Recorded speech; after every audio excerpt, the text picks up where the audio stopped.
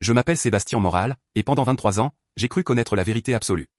J'ai grandi dans le quartier de Chapinero à Bogota, au sein d'une famille protestante de troisième génération, pratiquante ou remplaçant complètement. Mon grand-père avait abandonné l'église catholique dans les années 60, convaincu que la dévotion à Marie et aux saints était de l'idolâtrie pure. Mon père a continué cette tradition avec une ferveur encore plus grande, et moi, le plus jeune de 4 frères, j'ai hérité de sa passion évangélisatrice et de son profond rejet de tout ce qui est catholique. Dès l'âge de 16 ans, j'ai prêché au coin des rues de Bogota, à 19 ans je dirigeais déjà un groupe de jeunes de plus de 50 personnes dans notre congrégation, la Roca de Salvation, le Rocher du Salut, situé dans un local commercial aménagé sur l'avenue Caracas. À 21 ans, je suis devenu l'un des prédicateurs les plus jeunes et les plus actifs de notre réseau d'églises. Ma spécialité était le débat théologique et ma cible préférée, le catholicisme romain. Je mémorisais des versets bibliques comme des munitions, toujours prêt à démontrer que les catholiques avaient tort, qu'ils adoraient des images, qu'ils avaient corrompu le vrai christianisme avec des traditions humaines et des doctrines anti-bibliques. Je me souviens parfaitement de ces après-midi du samedi au centre de Bogota, quand mon groupe et moi installions notre équipement de sonorisation portable près de la place de Bolivar. Nous prêchions au mégaphone sur le salut uniquement par la foi, sur la Bible comme seule autorité, sur le sacerdoce universel des croyants et toujours, inévitablement, nous finissions par parler de Marie. Pour moi, la Vierge était le symbole parfait de tout ce qui n'allait pas dans le catholicisme. Il l'appelait Mère de Dieu, Reine du ciel, médiatrice, alors que la Bible disait clairement qu'il n'y avait qu'un seul médiateur entre Dieu et les hommes, Jésus-Christ. Je disais aux vieilles dames qui passaient avec leur chapelet, qu'elles perdaient leur temps, que leur prière à Marie n'allait nulle part, que seul Jésus écoutait et sauvait. Ma petite amie de l'époque, Camilla, était la fille d'un des anciens de l'église. Elle partageait complètement ma vision. Ensemble, nous planifions notre avenir ministériel, nous rêvions de fonder des églises dans toute la Colombie, de libérer des millions de catholiques de ce que nous considérions comme une tromperie millénaire. Camilla avait une belle voix et dirigeait le groupe de louanges. Les dimanches, quand je la voyais chanter les yeux fermés et les mains levées, je sentais que Dieu confirmait notre appel. Nous allions nous marier en décembre de cette année 2019 et mon père officierait la cérémonie. Tout a changé un jeudi d'octobre. Nous avions organisé ce que nous appelions une croisade évangélique dans le quartier Las Cruz, une zone du sud de Bogota connue pour sa profonde tradition catholique. L'objectif était clair, apporter le vrai évangile à un territoire où l'idolâtrie mariale était profondément enracinée. Nous avons choisi ce quartier précisément à cause de son nom et de son histoire catholique. Nous voulions démontrer qu'aucune tradition humaine ne pouvait résister à la puissance de la parole. Nous sommes arrivés un jeudi après-midi vers 16 h, nous étions 15 jeunes, tous âgés de 18 à 25 ans. Plein d'enthousiasme et de prospectus évangélique, le quartier était tranquille avec ses maisons coloniales aux couleurs délavées et ses rues pavées. Sur la place principale, il y avait une ancienne église catholique, l'église de Nuestra Sonora de Las Cruz, Notre-Dame des Croix, et devant elle, une statue de la Vierge Marie sur un piédestal entouré de fleurs fraîches et de bougies allumées. L'image a produit en moi un mélange de pitié et d'indignation. La voilà, pensais-je, la preuve physique de l'erreur catholique. Une statue de plâtre recevant la dévotion que seul Dieu méritait. Nous avons installé notre équipement à environ 30 mètres de la statue, je suis monté sur une petite estrade portable que nous avions apportée et j'ai commencé à prêcher. Mon message était le même que d'habitude, mais ce jour-là, j'ai ressenti une onction spéciale, une conviction plus forte. J'ai parlé du salut par la grâce au moyen de la foi, de la façon dont aucune œuvre humaine ne pouvait nous faire gagner le ciel, de la façon dont l'intermédiation des saints et des vierges était une offense au sacrifice unique et suffisant du Christ sur la croix. Les gens ont commencé à s'arrêter, certains acquiesçaient, d'autres fronçaient les sourcils. J'ai vu plusieurs femmes âgées faire le signe de croix et accélérer le pas. Un groupe d'hommes nous observait depuis la porte d'un magasin avec des expressions allant de la curiosité à l'irritation. Alors j'ai fait quelque chose que je n'avais jamais fait auparavant. J'ai pointé directement la statue de la Vierge et j'ai dit, regardez cette image, ce n'est que du plâtre, frères et sœurs, juste du plâtre peint, elle ne peut pas vous entendre, elle ne peut pas vous aider, elle ne peut pas vous sauver. La Bible dit clairement dans le psaume 115, leurs idoles sont de l'argent et de l'or, un ouvrage de main d'homme. Elles ont une bouche, mais ne parlent pas. Elles ont des yeux mais ne voient pas. Pourquoi mettre votre foi dans quelque chose de mort quand vous pouvez connaître le Dieu vivant? La réaction a été immédiate. Une femme âgée vêtue de noir s'est approchée, le visage rouge. Respectez. Vous manquez de respect à la Mère de Dieu, a-t-elle crié. D'autres se sont joints à elle. Un homme d'environ 50 ans, vêtu d'une chemise en jean et d'un chapeau, s'est tenu devant moi. Jeune, nous vous respectons, mais ne venez pas insulter nos croyances ici. Cette Vierge est ici depuis plus de 100 ans. Elle a été témoin de miracles, de guérisons. Ma grand-mère a guéri d'un cancer en lui priant. Je suis resté calme, j'avais déjà fait face à l'opposition. Frère, je comprends que vous teniez à vos traditions, mais l'affection ne change pas la vérité. Si votre grand-mère a guéri, c'est Dieu qui l'a guéri, pas une statue. Rendons la gloire à qui la mérite. Mon ton était ferme, mais pas agressif. Je croyais sincèrement que j'étais compatissant, que je libérais ces personnes d'une tromperie. La tension est montée. D'autres voisins sont sortis de chez eux, quelqu'un a appelé le curé. J'ai continué à prêcher, maintenant avec plus d'intensité. Camilla et les autres chantaient des hymnes en fond sonore. J'avais l'impression d'être dans une bataille spirituelle, que les forces des ténèbres résistaient à la lumière de l'évangile. Quand j'ai vu le prêtre s'approcher, un homme âgé en soutane noire et aux cheveux complètement blancs, j'ai senti que c'était le moment de faire une déclaration prophétique. Je ne sais pas exactement ce qui m'a poussé, peut-être de l'orgueil, peut-être un zèle mal dirigé, peut-être simplement l'arrogance de me croire détenteur absolu de la vérité. Je suis descendu de l'estrade et j'ai marché vers la statue de la Vierge. Le curé m'a appelé, « Jeune homme, s'il vous plaît, ne faites rien d'imprudent. » Mais je n'écoutais pas. Je sentais que Dieu m'utilisait pour faire un acte prophétique, comme les prophètes de l'Ancien Testament qui détruisaient les idoles de Baal. Je me suis tenu devant la statue. C'était une belle image, je le reconnais maintenant, sculptée avec délicatesse, avec Marie étendant ses mains en signe d'accueil, son visage serein regardant vers le bas avec tendresse. Les fleurs à ses pieds étaient des roses, rouges et blanches, fraîches, probablement placées ce matin même, les bougies brûlaient autour d'elle, petites flammes dansant avec la brise de l'après-midi bogotana. Ceci, ai-je crié en me tournant vers la foule qui s'était formée, ce n'est rien, juste du plâtre, juste de la pierre, cela n'a aucun pouvoir. Et alors, dans un acte dont j'ai honte jusqu'à ce jour, j'ai levé mon pied droit et je l'ai posé sur la base de la statue, sur les fleurs, dans un geste de mépris absolu. La foule a halté, quelqu'un a crié, Camilla m'a appelé, se bat, non. Mais j'étais convaincu que je faisais ce qui était juste, que je démontrais que cette image ne méritait pas la crainte révérentielle qu'on lui portait. Ce qui s'est passé ensuite est difficile à expliquer avec des mots. Au moment où mon pied a touché la base de la statue, j'ai senti comme si un éclair de lumière me transperçait les yeux. Ce n'était pas exactement une douleur physique, c'était plutôt comme si quelqu'un avait éteint toutes les lumières du monde d'un coup. J'étais confus.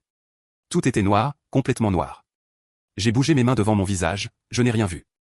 J'ai tourné la tête vers l'endroit où je savais que le soleil de l'après-midi se trouvait, rien, juste une obscurité absolue, dense, terrifiante. Camilla, ai-je appelé, et ma voix est sortie tremblante, dépouillée de toute la sécurité que j'avais eue quelques secondes auparavant. Camilla, où es-tu?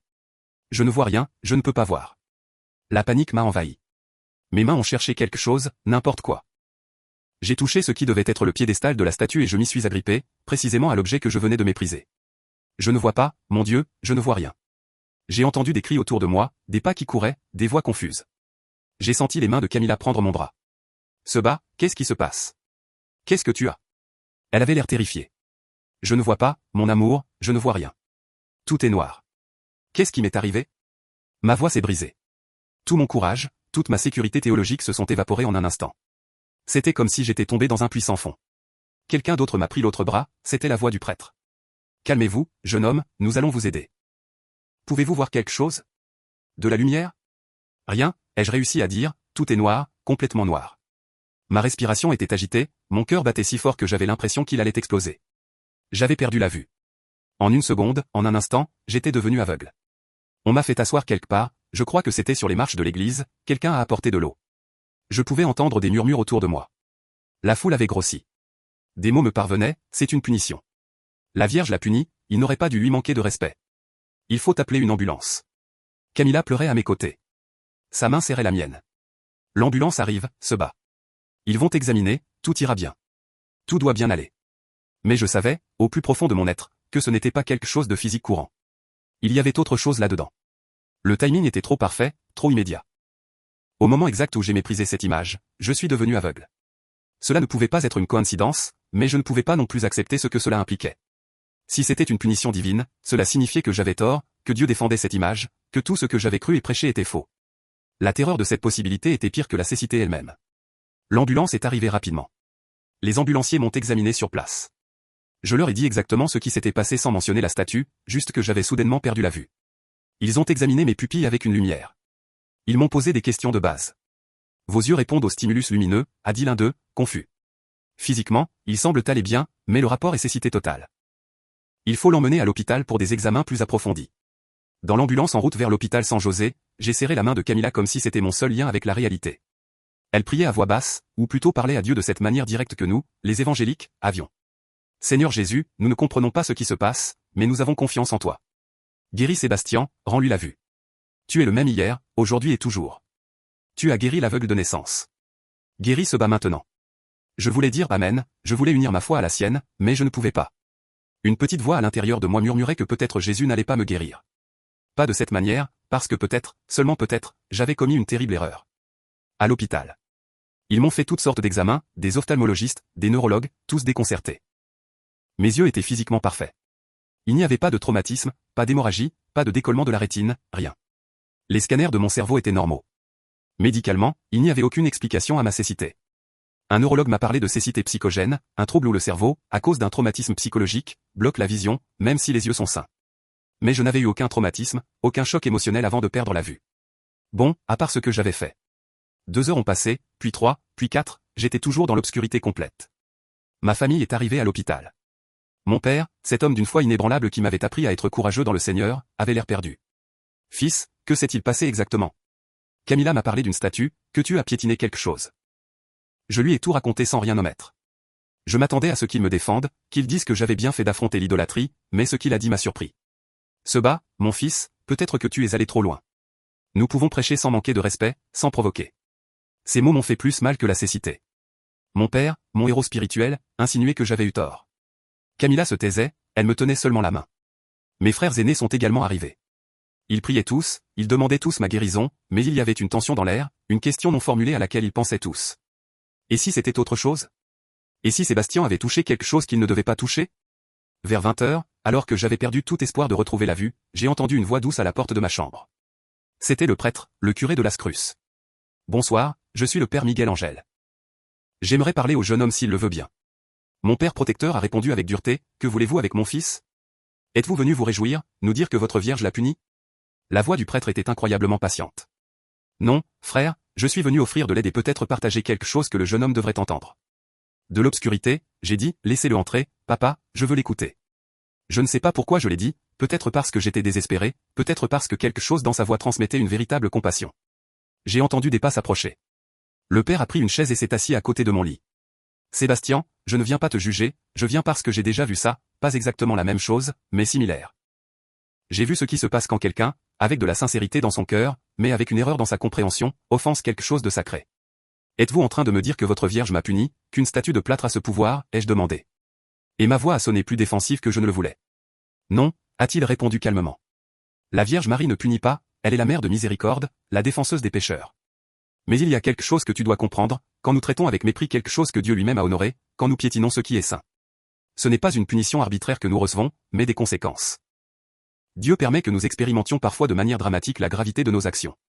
Mais la Bible dit que nous ne devons pas faire d'images, que nous ne devons pas les adorer, ai-je rétorqué, bien que ma voix n'ait plus la force d'avant, et j'ai ajouté, la Bible dit aussi, a répondu le Père, que Dieu lui-même a ordonné de faire des images quand cela servait ses desseins. L'arche de l'Alliance avait des chérubins d'or. Moïse a fait un serpent de bronze pour sauver le peuple. Dieu n'interdit pas les images en soi, il interdit l'idolâtrie, qui consiste à mettre quelque chose à la place de Dieu. Nous, les catholiques, nous n'adorons pas Marie, nous la vénérons, ce qui est très différent. Elle est la mère de Jésus, la mère de Dieu fait homme, et Dieu lui-même l'a honorée en la choisissant pour son plan de salut. J'ai voulu débattre, j'ai voulu sortir mes versets, mais j'étais fatigué et effrayé. Alors, que dois-je faire maintenant? Comment puis-je retrouver ma vue? Le père a respiré profondément. Ce que je vais te dire te paraîtra étrange, mais j'ai vu que ça marche. Tu dois lui demander pardon. Pardonne à Dieu pour ton orgueil et pardonne à la Vierge Marie pour le mépris que tu lui as témoigné. Non pas parce qu'elle a besoin de tes excuses pour se sentir mieux, mais parce que tu as besoin de t'humilier et de reconnaître ton erreur pour que Dieu puisse te guérir. Demander pardon à la Vierge, lui prier, mon esprit protestant se rebellait contre cette idée. Elle est au ciel, Sébastien, a expliqué le Père avec une patience infinie. Ceux qui sont en Christ ne meurent pas, ils vivent en lui. Marie peut t'écouter, elle peut intercéder pour toi auprès de son Fils. Aux noces de Cana, quand le vin a manqué, c'est Marie qui a intercédé et Jésus a fait son premier miracle. Elle nous conduit toujours à Jésus, elle ne nous éloigne jamais de lui. Il y a eu un long silence dans la pièce. Je pouvais sentir les regards de ma famille sur moi, même si je ne pouvais pas les voir. Finalement, mon père a parlé. Père, avec tout le respect que je vous dois, nous ne croyons pas à l'intercession des saints. Seul Jésus est le médiateur. Je vous respecte, a dit le prêtre, mais Sébastien doit décider. Il est aveugle. Les médecins ne trouvent aucune cause physique. Les heures passeront et peut-être les jours et il restera aveugle. Ou il peut s'humilier, reconnaître qu'il s'est peut-être trompé sur quelque chose et chercher de l'aide là où Dieu l'a placé. La décision lui appartient. Après le départ du père, ma famille a essayé de me convaincre de ne rien faire de ce qu'il avait suggéré. C'est un piège de l'ennemi, Seba, a dit mon frère aîné, ils veulent que tu renonces à ta foi, que tu deviennes catholique. Ne tombe pas dans ça. Continuons à prier. Dieu va te guérir en son temps et à sa manière. Et nous avons prié pendant des heures, nous avons prié. Chaque pasteur ami de mon père est venu à l'hôpital cette nuit-là. Ils ont imposé leurs mains sur moi, ils ont réprimandé les esprits d'aveuglement, ils ont déclaré la guérison au nom de Jésus et rien ne s'est passé. J'étais toujours dans l'obscurité absolue. Vers minuit, alors que tout le monde était épuisé et moi plus que quiconque, j'ai eu une sensation étrange dans ma poitrine. C'était comme une petite voix douce, presque imperceptible, qui n'était pas audible, mais qui d'une certaine manière était plus réelle que n'importe quel son. Et cette voix me disait, humilie-toi, reconnais ton erreur, demande pardon. J'ai essayé de l'ignorer, de l'attribuer à la fatigue ou au stress, mais elle est devenue plus insistante. Et alors je me suis souvenu de quelque chose que ma propre théologie m'avait enseigné, que Dieu résiste aux orgueilleux, mais donne sa grâce aux humbles. Avais-je été orgueilleux? Oui, incroyablement orgueilleux. J'avais cru que je pouvais piétiner quelque chose que des millions de personnes considéraient comme sacré juste pour prouver un point, pour démontrer ma supériorité théologique. À 1 heure du matin, tout le monde somnolait sur des chaises autour de ma chambre. J'étais éveillé dans ma noirceur, luttant avec la décision la plus difficile de ma vie. Finalement brisé, épuisé, terrifié, j'ai murmuré dans l'obscurité. Vierge Marie, si tu peux m'entendre, pardonne-moi. Pardonne-moi de t'avoir manqué de respect, pardonne-moi de mépriser ce que tu représentes pour tant de gens. Je ne comprends pas tout ça, je ne comprends pas ton rôle dans la foi catholique, mais je reconnais que j'ai eu tort dans ce que j'ai fait. Je demande à Dieu de me pardonner mon orgueil, mon arrogance, et si tu peux intercéder pour moi, s'il te plaît, aide-moi. Rends-moi la vue, non pas pour que je reste le même, mais pour que je puisse chercher la vérité avec humilité. Je ne sais pas ce que j'attendais, peut-être un éclair de lumière immédiat, une guérison instantanée comme dans un film, mais rien ne s'est passé. Je suis resté aveugle. Je me suis senti stupide d'avoir essayé et pire, je me suis senti comme un traître à ma foi. J'avais prié Marie, quelque chose que j'avais juré de ne jamais faire.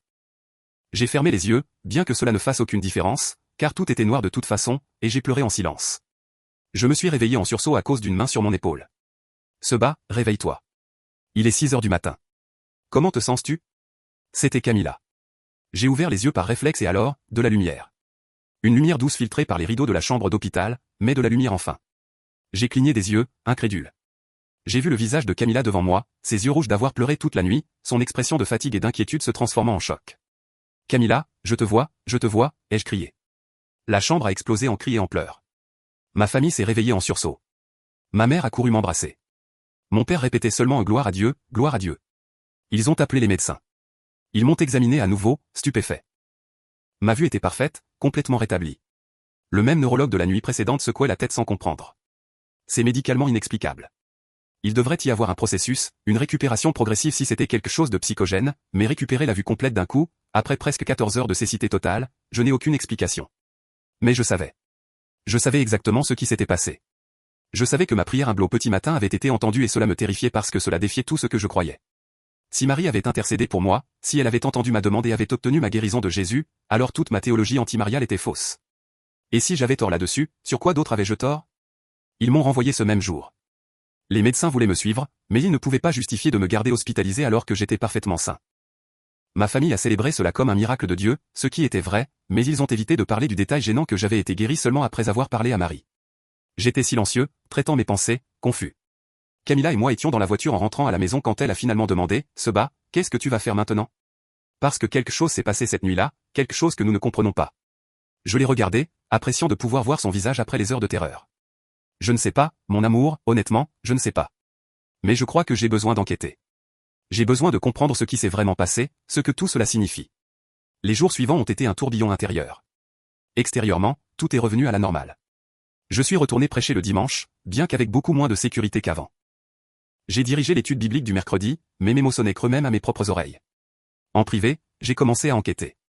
J'ai lu sur les doctrines catholiques mariales, non pas à partir de sites protestants qui les critiquaient, mais à partir de sources catholiques qui les expliquaient. J'ai découvert que la vénération à Marie n'était pas de l'idolâtrie, mais un honneur donné à celle que Dieu lui-même a honorée. J'ai lu Luc chapitre 1, où Élisabeth, remplie du Saint-Esprit, a appelé Marie bénie entre toutes les femmes et mère de mon Seigneur. Si Élisabeth, inspirée par Dieu, honorait Marie, qui étais-je pour la mépriser? J'ai lu sur les miracles attribués à l'intercession de Marie à travers l'histoire. Fatima, Lourdes, Guadeloupe, des milliers de témoignages documentés. Ils ne pouvaient pas tous être faux, toutes des illusions. Quelque chose de réel se passait. Et le plus important, j'ai lu les écrits des premiers chrétiens, les pères de l'Église des premiers siècles, ceux qui ont vécu à peine quelques générations après les apôtres. Ils vénéraient déjà Marie, ils demandaient déjà son intercession, ils l'appelaient déjà Théotoko, mère de Dieu. Si le vrai christianisme n'était que la Bible sans tradition, pourquoi les chrétiens les plus anciens, les plus proches de la source, avaient-ils déjà ces pratiques? 3 semaines après ma cécité temporaire, j'ai pris une décision qui, je le savais, changerait ma vie pour toujours. Je suis allé seul, sans rien dire à personne, à l'église de Notre-Dame-des-Croix. C'était un mardi après-midi et l'église était presque vide. Je suis entré timidement, me sentant comme un infiltré en territoire ennemi, bien que je ne sois plus sûr de qui était l'ennemi. La statue de la Vierge était toujours là sur son piédestal intact avec des fleurs fraîches à ses pieds. Je me suis approché lentement, le cœur battant fort. Cette fois, il n'y avait pas d'arrogance, seulement de la crainte révérentielle et de la honte. Je me suis agenouillé devant elle, quelque chose que je n'avais jamais fait de ma vie devant aucune image, et j'ai parlé à voix basse. Mère Marie, je suis venu te remercier.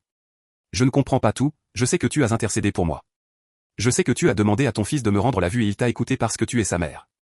Merci et pardonne-moi encore pour mon manque de respect. Aide-moi à connaître la vérité, toute la vérité, même si cela me coûte tout ce que j'ai. J'ai ressenti une paix incroyable à ce moment-là, une paix que je n'avais pas ressentie depuis des années malgré toute mon activité religieuse. C'était comme si quelqu'un m'avait enlevé un poids énorme des épaules. Quand je me suis levé, j'ai vu le père Miguel Angel sortir de la sacristie. Il m'a reconnu immédiatement. Sébastien, quelle surprise de te voir ici. Comment vas-tu? Comment va ta vue? Parfaite, Père. Grâce à Dieu. Et grâce à la Vierge, les mots sont sortis naturellement, bien qu'il m'aient surpris moi-même. Le Père a souri. Puis-je vous aider en quelque chose? J'ai respiré profondément. Oui, Père, je crois que oui. J'aimerais apprendre sur le catholicisme, sur Marie, sur tout ce que j'ai toujours rejeté sans vraiment comprendre. Seriez-vous prêt à m'enseigner? Les yeux du vieux prêtre se sont remplis de larmes.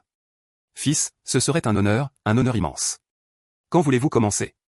Maintenant, si possible. Ainsi a commencé mon véritable chemin vers la vérité. Le Père Miguel Angel est devenu mon guide patient. Il m'a enseigné l'histoire de l'Église, la vraie, pas la version déformée qu'on m'avait enseignée. Il m'a montré comment l'Église catholique avait préservé la Bible à travers les siècles. Comment nous, les protestants, devions remercier l'Église pour le canon biblique que nous utilisions.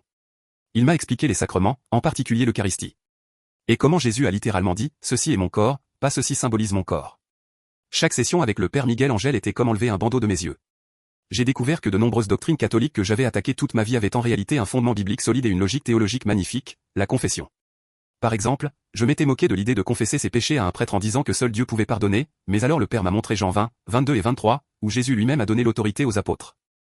Ceux à qui vous pardonnerez les péchés, ils leur seront pardonnés, ceux à qui vous les retiendrez, ils leur seront retenus. Comment pouvait-il pardonner ou retenir les péchés si personne ne les confessait? C'était simple, logique, biblique. J'ai appris sur la communion des saints, comment l'Église n'est pas seulement les chrétiens vivants sur la terre, mais tous ceux qui sont en Christ, vivants et morts. Parce que, en Christ, il n'y a pas de mort. C'est pourquoi nous pouvions demander l'intercession des saints au ciel, de la même manière que nous demandions à nos frères sur la terre de prier pour nous. Ce n'était ni de la nécromancie ni de la communication avec les morts, c'était la communion du corps du Christ qui transcende la mort physique. Mais le plus beau a été ce que j'ai appris sur Marie. Le Père Miguel m'a offert un livre intitulé La Vierge Marie dans la foi catholique et un autre sur les apparitions mariales en Amérique latine. J'ai lu sur Guadeloupe, comment la Vierge est apparue à l'Indien Juan Diego en 1531, laissant son image miraculeusement imprimée sur sa tilma. Une image qui défie toute explication scientifique jusqu'à ce jour et qui a converti des millions d'indigènes. J'ai lu sur comment Marie indique toujours Jésus, comment chaque message marial est une invitation à la conversion, à la prière, à se rapprocher de son Fils. J'ai compris finalement qu'honorer Marie ne diminuait pas le Christ, mais le glorifiait, parce qu'en honorant la mère, nous honorons le Fils qu'il a choisi. En reconnaissant la sainteté de Marie, nous reconnaissons la grandeur de Jésus qui a pu rendre sainte une créature humaine d'une manière si parfaite. Marie est la première et la plus parfaite disciple du Christ, celle qui l'a le mieux suivi, celle qui lui a le plus ressemblé. Pourquoi ne devrions-nous pas la prendre comme modèle et mère spirituelle? Cacher ce processus à ma famille et à Camilla est devenu de plus en plus difficile. Mes réunions avec le Père Miguel étaient secrètes, mes lectures catholiques, je les cachais, mais mon cœur changeait de façon que je ne pouvais pas dissimuler. Mes prédications ont perdu le ton d'attaque contre les autres dénominations. J'ai commencé à parler plus d'amour, d'humilité, d'unité du corps du Christ.